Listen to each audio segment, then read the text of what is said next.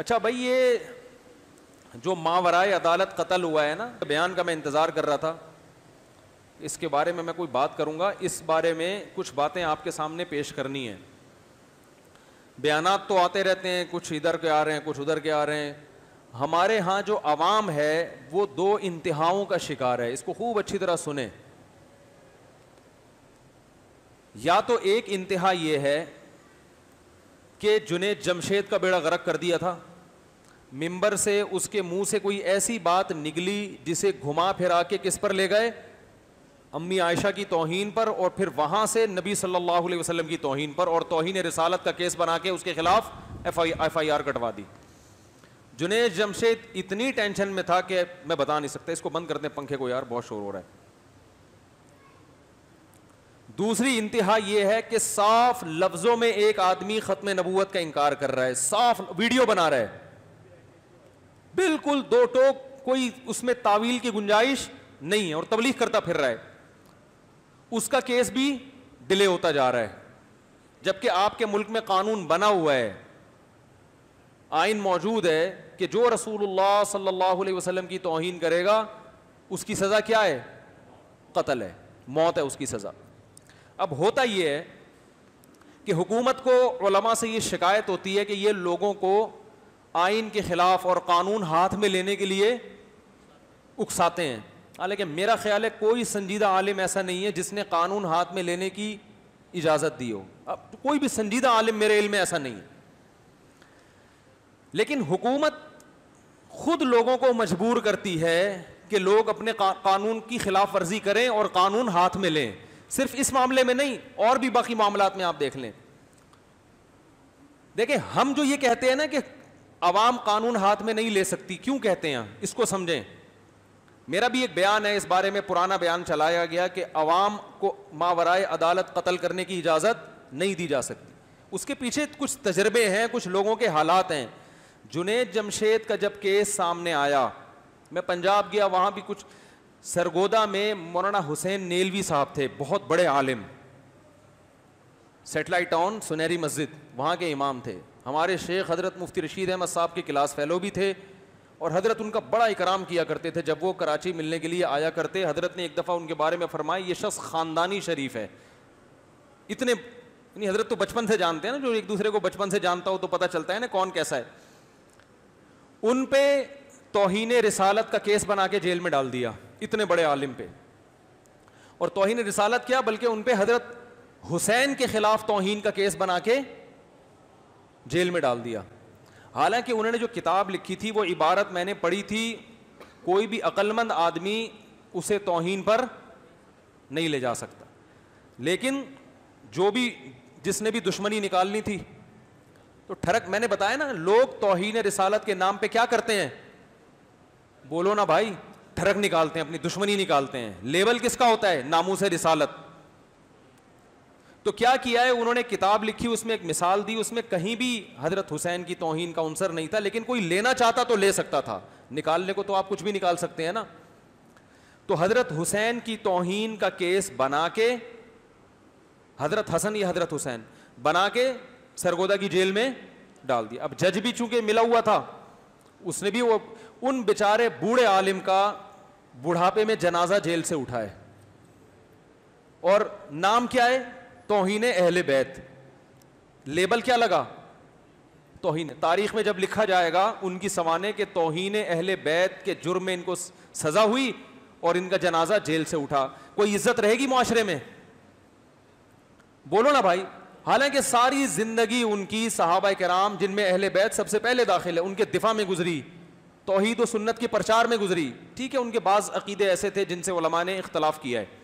وہ رسول اللہ صلی اللہ علیہ وسلم کی قبر کے قریب کھڑے ہو کر جب ہم سلام کرتے ہیں تو وہ براہ راست سننے کے قائل نہیں تھے. یہ تو علماء میں ہوتا ہے. ہمارا یہ عقیدہ نہیں ہے. ہمارا وہی عقیدہ جو جمہور کا عقیدہ ہے کہ نبی صلی اللہ علیہ وسلم کی قبر کے قریب کھڑے ہو کر جب آپ سلام پڑھیں گے تو آپ صلی اللہ علیہ وسلم بنفس نفیس سنتے ہیں اس کو. ان کا عقیدہ تھا کہ نہیں سنتے. تو یہ اختلافی مسئلہ تھا. اس کے باوجود سنجیدہ علماء ان کا احترام کرتے تھے کہ بھئی ایک، اور وہ اس مسئلے کی بہت زیادہ پرچار بھی نہیں کرتے تھے، کوئی شدت کے بھی قائل نہیں تھے. وہ کہتے ٹھیک ہے جس کا یہ ہے ٹھیک ہے، جس کا وہ ہے وہ رکھ کے نظریہ. تو اتنے بڑے بزرگ کو توہین اہل بیت کا کیس بنا کے. اب آپ بتاؤ کوئی شخص اگر ان کو خود سے مار دیتا خدا نخواستہ, تو آپ ہم سے یہ امید رکھتے کہ ہم یہ بیان کریں گے کہ ماورائے عدالت قتل کیا ہے, جائز ہے؟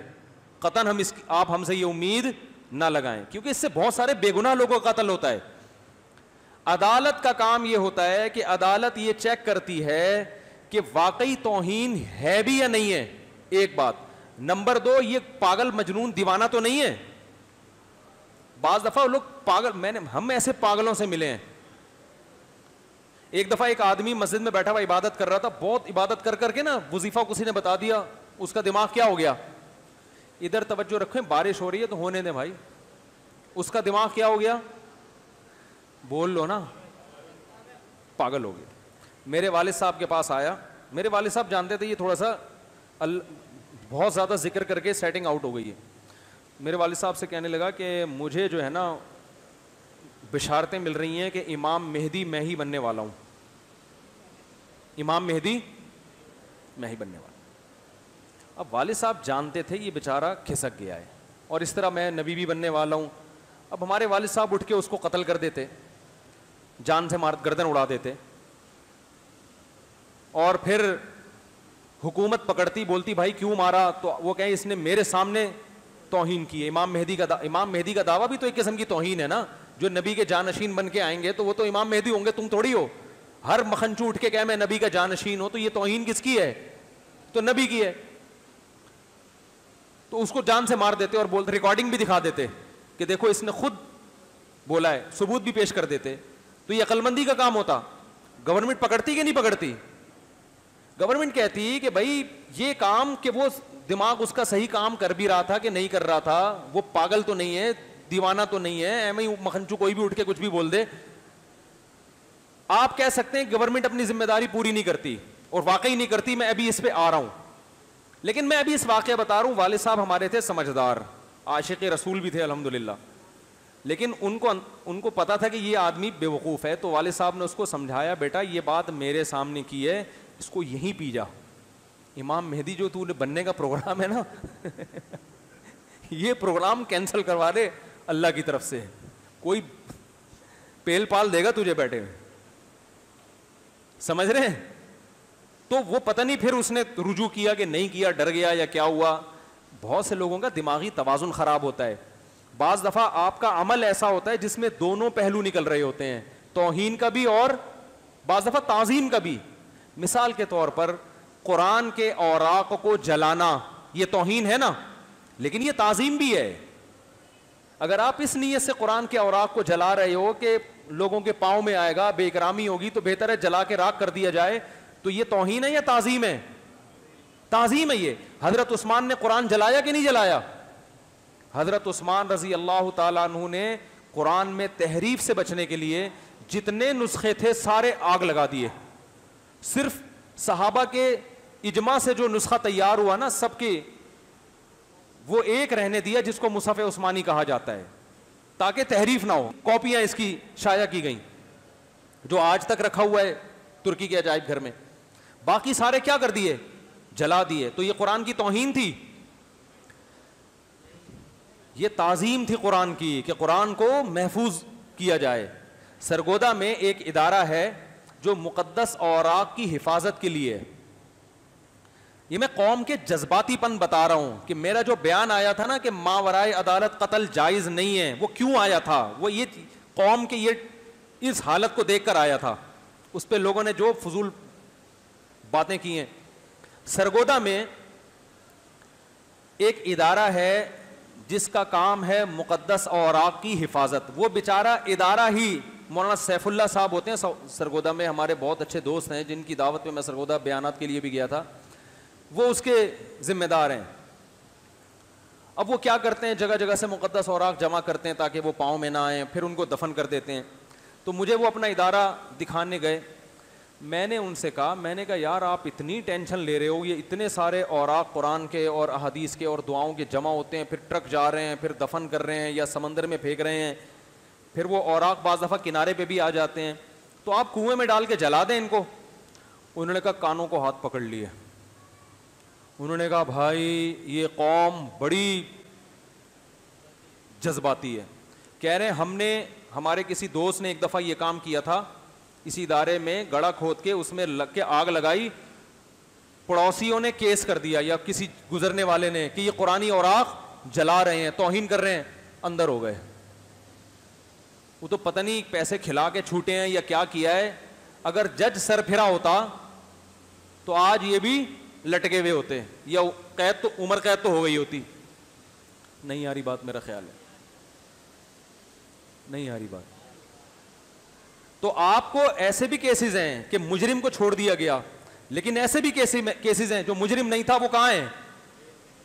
اور بہت سارے علماء جو توہین رسالت کے مرتکب نہیں ہیں ان کو اندر کیا ہوا ہے ٹھرکیوں نے, جو دشمن ہیں. کیسے؟ مثال کے طور پر آپ کے گھر کے باہر سیرت النبی کا پوسٹر لگا ہوا ہے, سیرت النبی کانفرنس. آپ غصے میں گھر سے باہر نکلے کہ میری دیوار کا کلر میں نے ابھی نیا کروایا تھا, یہ کس نے پوسٹر لگایا ہے.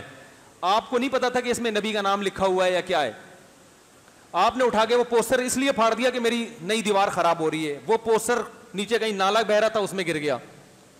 تو نبی کے نام کی توہین کا کیس کر کے آپ کو بولتے کیوں نہیں بھائی اندر. یہ بھی ہو رہا ہے. نہیں آ رہی بات سمجھ میں. تو یہاں عدالتیں اگر کرپٹ ہیں اور یقیناً ہیں تو پبلک بھی کوئی اتنی انصاف پسند نہیں ہے. اس کو پتا ہے کہ اس کا مقصد اللہ کے نبی کے نام کی توہین نہیں تھی, اس کو اپنے گھر کے دیوار کی کا غم تھا کہ, اور اس نے پوسٹر اس لیے سے پھاڑا, اس کو نہیں پتا تھا نبی کا نام لکھا ہوا ہے. مگر یہ دشمنی میں لیبل کیا لگائے گا, ناموس رسالت کا, کہ میں نبی کا عاشق ہوں. تو یہ ٹھرک بھی ہماری قوم میں ہول سیل کے حساب سے موجود ہے. عدالتیں بھی کرپٹ ہیں. تو میرے بھائی قوم بھی کوئی اتنی دودھ کی دھلی ہوئی نہیں ہے. تو اس لیے اب بڑی مصیبت سے بچنے کے لیے چھوٹی مصیبت کو اختیار کیا جاتا ہے کہ یار اگر پبلک کو اختیار دے دیا جائے تو یہ تو جنید جمشید کو پکڑ کے کوڑ دیا تھا انہوں نے. آپ دیکھو کوئی تک بنتا تھا جنید جمشید کو مارنے کا, کتنا مارا اس کو ایئرپورٹ پہ. وہ تو شکر ہے وہاں کیمرے لگے ہوئے تھے, اگر کیمرے نہ ہوتے جنگل میں جان سے مار دیتے. کیونکہ جو لوگ جنید جمشید کو مار رہے تھے وہ ثواب سمجھ کے مار رہے تھے, وہ عشق رسول میں مار رہے تھے, اور ان کا یہ جذبہ اور نظریہ تھا کہ جان سے مار دیں گے تو زیادہ ثواب ملے گا. وہ تو ایئرپورٹ تھا تو سیکیورٹی گارڈ نے بچا لیا.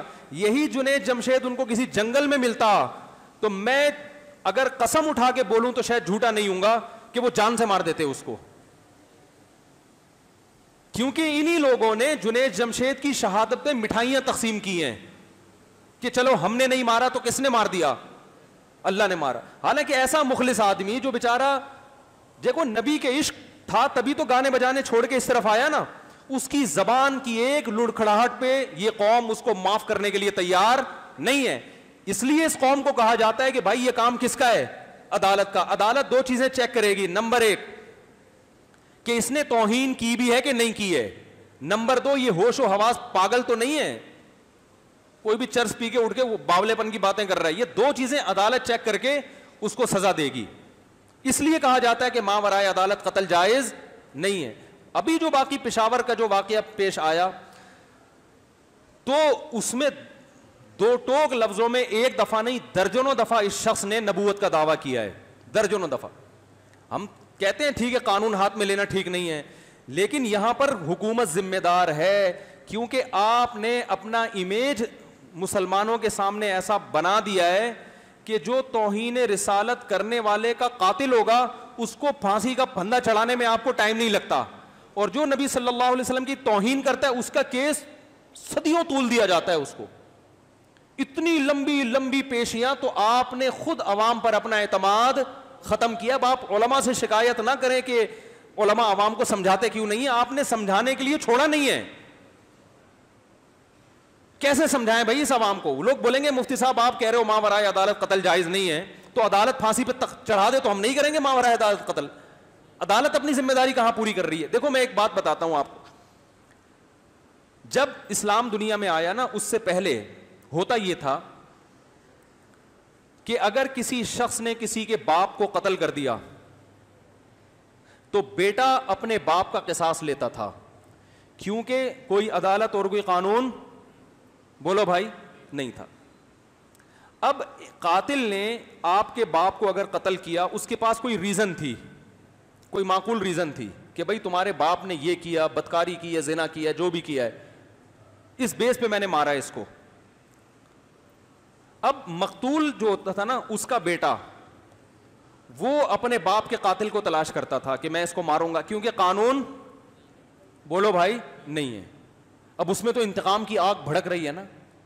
اب اسے اگر قاتل یہ بیٹھ کے سمجھائے کہ تیرے باپ نے یہ کچھ کیا, تو مقتول کی اولاد کی سمجھ میں نہیں ہے. وہ کہتا بھائی تو نے تو انتقام لیا ہے, یہ جرم ثابت کیسے ہوگا, گواہ کہاں ہے تیرے پاس؟ بعض دفعہ اس کے پاس گواہ ہوتے تھے, بعض دفعہ نہیں ہوتے تھے, بعض دفعہ گواہ ایسے ہیں کہ پتہ نہیں تیرے کوئی رشتہ دار ہیں.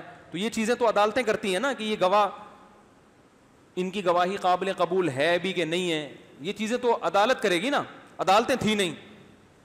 نتیجہ یہ نکلتا کہ اگر یہ اپنے باپ کے قاتل کو قتل نہ کرے تو لوگ اس کو تانا دیتے کہ تیرے باپ کا قاتل سر عام دندناتا پھر رہا ہے اور تو گھوم رہا ہے. یہ انتقام کی آگ میں کیا کرتا تھا؟ اچھا قاتل کیا کرتا تھا؟ بھاگ جاتا تھا, اس کو پتا تھا مجھے چھوڑیں گے نہیں. تو یہ کیا کرتا تھا, قاتل نہ ملے تو قاتل کا کوئی بیٹا ملا, اس کو مار کے اپنی انتقام کی آگ, بولو نا بھائی, یہ فطرت ہے نا انسان کی, انتقام کی آگ بھڑک رہی ہے. جب اسے انصاف نہیں ملے گا تو وہ پھر, حالانکہ یہ غلط ہے. اب اگر کوئی مفتی اس پہ بیان کرے تو مفتی سے آپ اگر یہ بیان نکلوانا چاہو کہ قاتل کو, مقتول کے وارث کو قاتل نہیں ملا تو قاتل کا بیٹا مل گیا تو اس کو مار دو, تو مفتی یہ بیان کرے گا؟ وہ کبھی نہیں کرے گا. وہ بھائی کیسے اجازت ہے؟ لیکن مفتی ساتھ ساتھ یہ بھی کہے گا کہ اگر اس وقت کی گورنمنٹ ہے جو اس کے باپ کو نہیں پکڑوا رہی اور مقتول کے وارثوں کا کوئی تلافی نہیں کر رہی, تو پھر یہ ہوگا, چاہے غلط ہو چاہے صحیح ہو. یہ کیا ہے؟ بولو بھائی, یہ ہوگا. لوگ خود سے کریں گے یہ کام. تو اب ہوتا یہ تھا کہ مقتول کے وارث کو قاتل نہیں ملتا تو قاتل کا جو رشتہ دار ملا اس کو مار دیا. جب اس کو مارا ہے تو وہ کہتا تھا کہ میرا تو کوئی جرم نہیں ہے, مجھے کیوں مارا؟ تو اس کا بھائی پھر اس سے انتقام لیتا تھا, مقتول کے وارث سے. یہ نہیں ملا تو اس کے بھائی کو مار دیا, اور ایک لا متناہی جنگ کا سلسلہ شروع. جب کسی قوم میں کوئی قانون نہیں ہوتا, یا قانون تو ہو قانون پہ عمل درآمد نہیں ہوتا, تو پھر جو فساد پھیلتا ہے نا وہ ملٹی پلائی ہوتا چلا جاتا ہے, اس کی بریکیں, بولو بھائی, فیل ہوتی ہیں. اسلام جب آیا تو اسلام نے کیا کیا؟ اسلام نے کہا من قتل مظلومن, کیا پیاری آیت ہے, جو بھی قتل کیا گیا, فقد جعلنا لولیہ سلطانا, تو مقتول کے وارث کو ہم نے طاقت دے دی ہے کہ وہ اوریجنل قاتل کو پکڑ کے قتل کر لے. فلا یسرف فی القتل, لہذا اب وہ اعتدال سے تجاوز نہ کرے. کیا مطلب؟ صرف قاتل کو مارے, اس کے کسی رشتہ دار کو نہ مارے, اور قاتل کی بھی گردن اڑائے, اسے کوئی اور سزا نہ دے. پہلے ہوتا تھا اونٹوں میں باندھ کے گھسیٹ رہے ہیں, آگ میں ڈال رہے ہیں, قتلے کر رہے ہیں, نہ نہ نہ, قتل کا بدلہ کیا ہے؟ فلا یسرف فی القتل انہ کان منصورا. کیا پیاری آیت ہے. فرمایا اس لیے کہ اب اللہ نے مقتول کے وارث کی مدد کر لی ہے. کیا مطلب؟ اللہ نے جو مسلمانوں کا بادشاہ ہے, خلیفہ ہے, اس کو یہ آرڈر کیا ہے کہ تیری ذمہ داری ہے کہ قاتل کو پکڑ کے مقتول کے وارث کے حوالے کر دے, پھر اس کی مرضی معاف کرے چاہے اس کو قتل کر دے. اور گورنمنٹ کے پاس یہ وسائل اور ذرائع ہوتے ہیں کہ وہ مجرم کہیں بھی جائے اس کو پکڑ کے مقتول کے وارثوں کے حوالے کر دے. دیکھو اللہ نے یہ نہیں کہا کہ ہم نے گورنمنٹ کو یہ حکم دیا ہے کہ وہ قاتل کو قتل کر دے, نہ نہ نہ نہ, گورنمنٹ قتل کرے گی تو مقتول کے وارث کے جذبات ٹھنڈے نہیں ہوں گے. نہیں آ رہی بات سمجھ میں؟ گورنمنٹ کا تھوڑی کچھ نقصان کیا اس نے, نقصان تو اس بیٹے کا کیا جس کے باپ کو مارا ہے. تو اللہ نے فرمایا ہم نے مقتول کے وارث کو کنٹرول دے دیا ہے, گورنمنٹ کے ذریعے دیا ہے. یہ کہ حکومت کا کام کیا ہے کہ تیرے باپ کا قاتل گھوم رہا ہے, حکومت پولیس کے ذریعے اپنے وسائل کے ذریعے اس قاتل کو پکڑے گی اور پکڑ کے آپ کی خدمت میں پیش کرے گی کہ اس نے آپ کے باپ کو مارا ہے, یہ آپ کے حوالے ہے, یہ بھاگ نہیں سکتا. اسلامی حکومت ہے, یہ کہیں بھاگ نہیں سکتا. اب آپ کی مرضی اس کو قتل کر دیں, آپ کی مرضی دیت لے کے چھوڑ دیں, آپ کی مرضی ویسے ہی چھوڑ دیں. تو اللہ فرماتے ہیں جب ہم نے یہ قانون بنا دیا ہے اور ہم نے جو مسلمانوں کا حاکم ہے اس کو یہ حکم کر دیا ہے تو عوام کو قانون ہاتھ میں لینے کی ضرورت, آیت کا یہ مطلب ہوا نا, یعنی ہاتھ میں لینے کا مطلب یہ کہ خود سے حد سے تجاوز کرنے کی ضرورت نہیں ہے. تو جس معاشرے میں قانون ہو اور قانون پر عمل ہو اس معاشرے میں ماورائے عدالت قتل کے واقعات نہیں ہوتے. اور جس معاشرے میں آپ نے اپنا امیج یہ بنا دیا ہو کہ ہم نے قسم اٹھائی ہوئی ہے کہ ہم نے کچھ بھی نہیں کرنا. آسیہ بی بی کے کیس میں یہی ہوا. کچھ لوگوں نے تو کہا سپریم کورٹ نے غلط فیصلہ کیا, اس کو چھوڑ دیا. کچھ نے کہا کہ سپریم کورٹ نے بالکل صحیح کیا. میں نے اس وقت یہ بات کی تھی کہ سپریم کورٹ کو جب یہ اختیار ہے کہ وہ فیصلہ کرے کہ آسیہ بی بی نے توہین کی تھی یا نہیں کی تھی, تو ہم سپریم کورٹ کا یہ اختیار اپنے ہاتھ میں نہیں لینا چاہتے. میں نہیں فیصلہ کر سکتا کہ آسیہ بی بی نے توہین کی یا نہیں کی ہے, یہ حق سپریم کورٹ ہی کا ہے. لیکن سپریم کورٹ فیصلہ کرنے میں وہ تمام پابندیاں تو پوری کرے نا جو سپریم کورٹ کی ذمہ داری ہے, تب ہمیں اعتماد آئے گا کہ سپریم کورٹ نے کیا کیا ہے. پہلے ہائی کورٹ سے فیصلہ ہوا کہ اس نے توہین رسالت کی ہے اور سزا سنائی گئی, پھر اپیل ہوئی, پھر اس اپیل کو مسترد کیا گیا. دو کورٹ نے فیصلہ سنا چکی ہے, دونوں نے کہا ہے کہ اس نے توہین کی ہے. سپریم کورٹ نے چند دنوں کے اندر فیصلہ کر دیا کہ توہین نہیں کی ہے.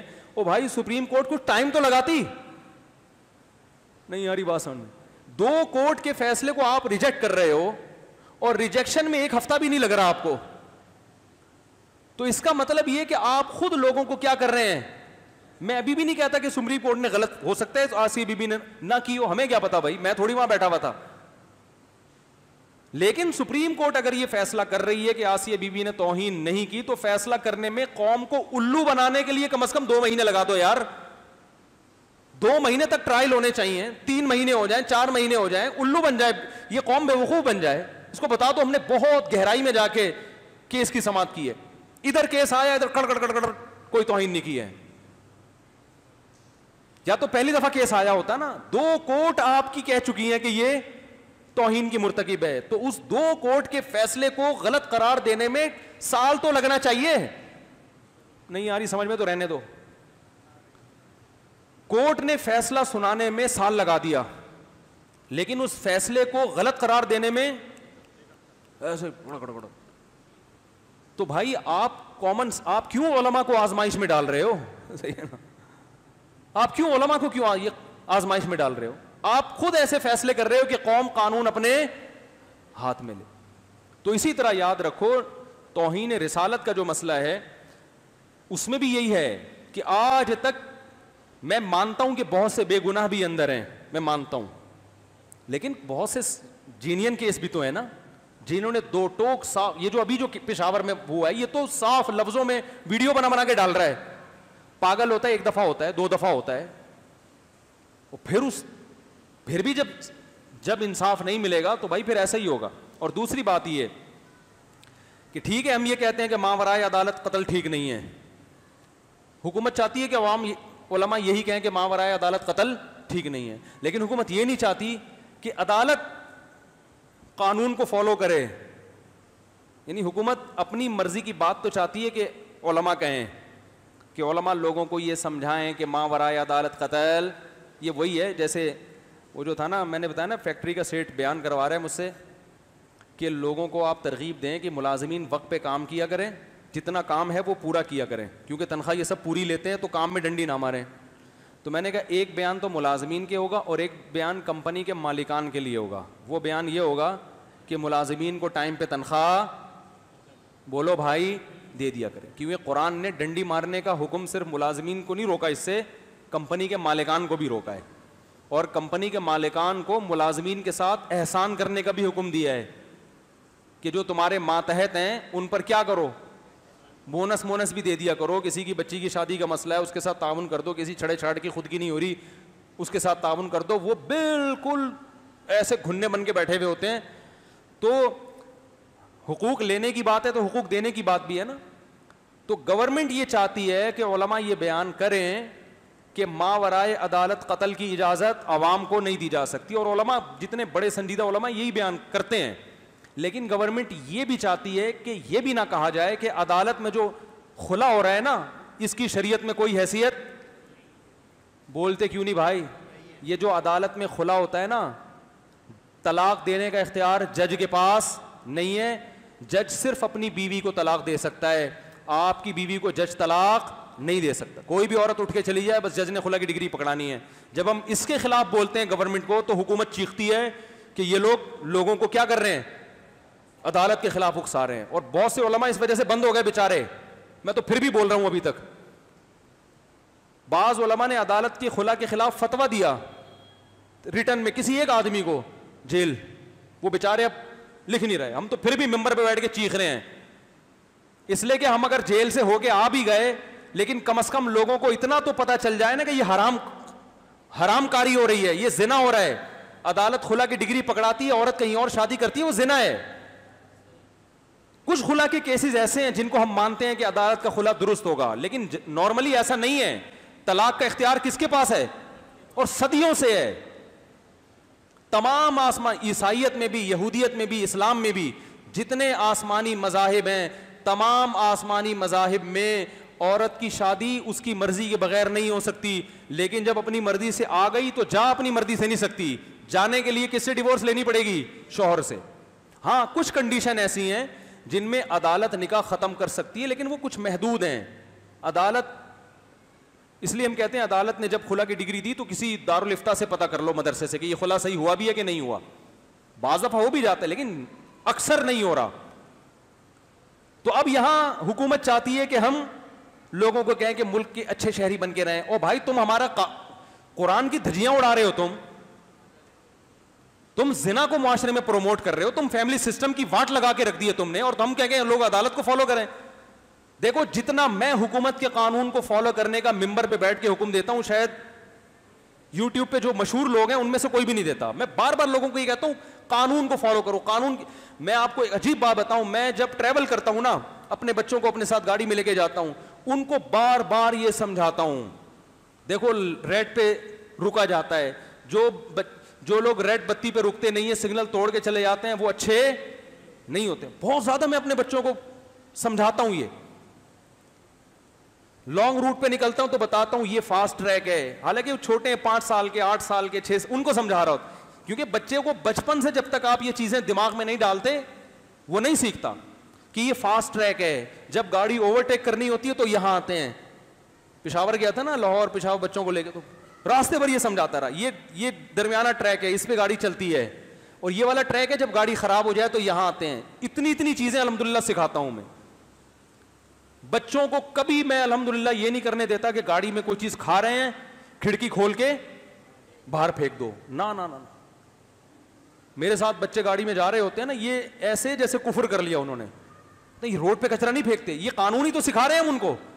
اس لیے سکھا رہے ہیں کہ ابھی سے ان کے دماغ میں یہ ڈالا جائے کہ کچرا گاڑی سے اٹھا کے باہر پھینک. اتنا سختی کرتا ہوں اس میں کہ بھائی یہ روڈ ہے بیٹا, یہ بچوں یہ کچرا پھینکنے کی جگہ نہیں ہے. ان کو احترام سکھاتا ہوں, پولیس والوں کا, فوج کا. یہ فوجی ان کا احترام کرتے ہیں, یہ پولیس والے ان سے عزت سے بات کرتے ہیں. ہم تو خود سکھاتے ہیں اچھے شہری بنے, لیکن ہر چیز کی کیا ہوتی ہے, ایک باؤنڈری. ہم ان کو یہ بتا دیں کہ جناب عدالت جاؤ, خلا لو, جج نے طلاق دے دی تو کسی اور سے شادی کر لو. یہ تو پورا خاندانی نظام جو قرآن نے دیا صدیوں سے, اس کی آپ نے بیڑا غرق کر دیا, سارا سسٹم تباہ کر دیا. تو نہیں مانتے اس عدالت کے خلا کو. ہم 100 دفعہ جج خلا کی ڈگریاں دے دے, ایسی کی تیسی اٹھا کے پھینک دیں گے ہم اس کو باہر. سمجھ میں نہیں آ رہی میرا خیال ہے بات. اس کی بیوی نہیں ہے سالے کی, وہ کیوں طلاق دے رہا ہے بھائی اس کو؟ تیری بیوی ہے, تو اپنی بیوی کو طلاق دے. بیٹھا ہوا ہے کہ یہ خاتون آئیں گے, میں نہیں رہنا, کوئی ریزن نہ بھی ہو نا. دیکھو عورت عدالت میں جا کے کہہ دے میرا میاں بہت اچھا ہے, نیک, پرہیزگار, کبھی کسی انٹی کو اس نے نظر اٹھا کے نہیں دیکھا, جب بھی دیکھتا ہے ٹکٹکی باندھ کے دیکھتا ہے, اتنا شریف ہے. اس زمانے میں اتنا بھی وہ بہت شریف ہوتا ہے بھائی, اتنی تو شرم ہے نا کہ نظر اٹھا کے نہیں دیکھ رہا, تھوڑا کنکھیوں سے دیکھ رہا ہے, تو یہ بھی بہت شریف ہے. تو آج کے شریفوں کی بات کریں گے نا خواتین. جج صاحب میرا میاں بہت اچھا ہے, اتنا شریف. جج بھی حیران ہوگا, یار ایسا تو نیک میں بھی نہیں ہوں. وہ خود حیران ہوتا ہے. اس کے باوجود عورت اگر کہتی ہے بس مجھے رہنا نہیں ہے, مجھے پڑوس میں جو ستار وسیم رہتا ہے نا, ہینڈسم ہے, مجھے وہ اچھا لگتا ہے, میں اس سے شادی کروں گی, مجھے خلا چاہیے. جج مجبور ہے خلا دینے پر, قانون ہے یہ, اور اسمبلیوں میں اس قانون کو چیلنج نہیں کیا جا رہا, نہ ہماری مذہبی تنظیمیں چیلنج کر رہی ہیں نہ کوئی اور. اس قانون کے خلاف آواز ہی نہیں اٹھائی جا رہی, کہ جو کرنے کے جو کام ہے وہ تو ہے ہی نہیں نا. بس تھوڑے تھوڑے کچھ ایشوز ہیں جن پر ہم سب سیاست کرتے ہیں, کیونکہ عوام اس میں ساری بھیڑ بکریوں کی طرح ہمارے ساتھ ہو جاتی ہے, کوئی آواز اٹھانے والا نہیں ہے. لیکن یہ قانون 100% بولو بھائی غلط. دوسری شادی کے لیے پہلی بیوی سے اجازت ضروری نہیں ہے. اس سے بیوہ عورتوں کا بیڑا غرق ہو رہا ہے, زنا پھیل رہا ہے معاشرے میں. آپ جج سے پوچھ کے کرو گے, یونین کونسل سے, یونین کونسل کی کیا لگتی ہے وہ بیوہ جس سے آپ شادی کرنا چاہ رہے ہو؟ میں جب دوسری شادی کر رہا تھا مجھے کہا یونین کونسل سے پوچھو, میں نے کہا وہ میرا باپ ہے جو میں اس سے پوچھوں یونین کونسل سے؟ میں کسی لڑکی کو, کسی بیوہ کو, کسی طلاق یافتہ کو شیلٹر دینا چاہتا ہوں, اس کی شادی کہیں نہیں ہو رہی, وہ مجبور ہے, میں اس سے شادی کرنا چاہتا ہوں, یونین کونسل میرا باپ ہے؟ اس کی کیا لگتی ہے وہ؟ یونین کونسل والے کی اپنی بیٹی ہوگی تو کسی سے نہیں پوچھے گا, بولے گا بھائی کر لو. تو یہ قانون ہم ان سے نہیں پوچھیں گے بھائی, اللہ کے بنائے ہوئے قانون ہے, اللہ نے ہمیں اجازت دی ہے. تو پوچھ کے پاگل ہوگا جو کرے گا. میں نے کہا جاؤ. کسی نے کہا آپ کے خلاف کیس ہو جائے گا, میں نے کہا کرے گا کون؟ کہہ رہے بیوی کرے گی. میں نے کہا کر کے دیکھے بیوی کیس. بیوی اگر ہمیں جیل کے اندر کرا دے تو ہم میاں نہیں ہیں, ہم تو بیوی سے بھی کیا ہیں پھر؟ بولو بھائی. اور پھر جیل کرا دے, جس بیوی نے کرانا ہے کرا دے. ابھی بیان سنتی ہیں ہمارے گھر والے بھی, جس نے کرانا ہے کرا دے, 6 مہینے بعد نکلوں گا دوبارہ سے 4 شروع کر دوں گا میں. بھائی اگر ہماری بیویوں نے مل کے مجھے کہا کہ آپ نے, میں نے کسی شادی میں کوئی باقاعدہ پرمیشن نہیں لی ہے, ویسے پرمیشن تو ہوتی ہے اخلاقی, بس چلو ٹھیک ہے کر لو, لیکن وہ ریٹرن جو گورنمنٹ کی جو ریکوائرمنٹ ہے وہ ہم نے پوری نہیں کی ہے. تو میری بیوی میرے خلاف کیس کر کے مجھے, تینوں بیویاں کر سکتی ہیں میرے خلاف, 2 تو کر ہی سکتی ہے نا, اندر کر سکتی ہیں, کر دیں. ہم نے بولا بھائی جس نے اندر کرنا ہے ہمیں کرا دیں. جب ہم باہر نکلیں گے تو دوبارہ سے شروع کریں گے پھر ترتیب. ہم بولیں گے یہ والی ترتیب کیا ہو گئی ہے, غلط ہو گئی ہے. وہ بھائی خدا نے مرد کو اختیارات دیے ہیں, کسی کا باپ بھی نہیں چھین سکتا. تو اسلام نے ان اختیارات کو لیگل کر دیا نا, کہ بھائی اللہ نے رائٹ تو دے ہی دیے ہیں, آپ نہیں بھی دو گے تو طاقت مرد ہی کے پاس ہوتی ہے. بھائی عورت کو جتنے بھی حقوق دے دو, پاورفل پھر بھی کون ہوتا ہے؟ مرد ہی ہوتا ہے. تو اس لیے اسلام نے اچھا کیا, عورت کو کہا بھائی تم کمزور ہو, تم مرد کے شیلٹر میں رہو, فرما بردار بن کے رہو. غیرت مند مرد تم سے محبت کرے گا, تمہاری کڑوی کسیلی برداشت کرے گا. جو غیرت مند ہوگا تم پہ خرچ کرے گا, تمہیں ٹھکانہ دے گا, تمہارے لیے لڑے گا, تمہارے لیے خون پسینہ بہائے گا. لیکن اگر آپ عورت کو اختیار دے کے مرد کے سامنے لا کے کھڑا کر رہے ہیں تو بھائی مرد پھر غلام وہ نہیں بن سکتا, وہ پھر طلاق ہوگی, ڈیورس ہوگی, اور کچھ نہیں ہوتا اس سے.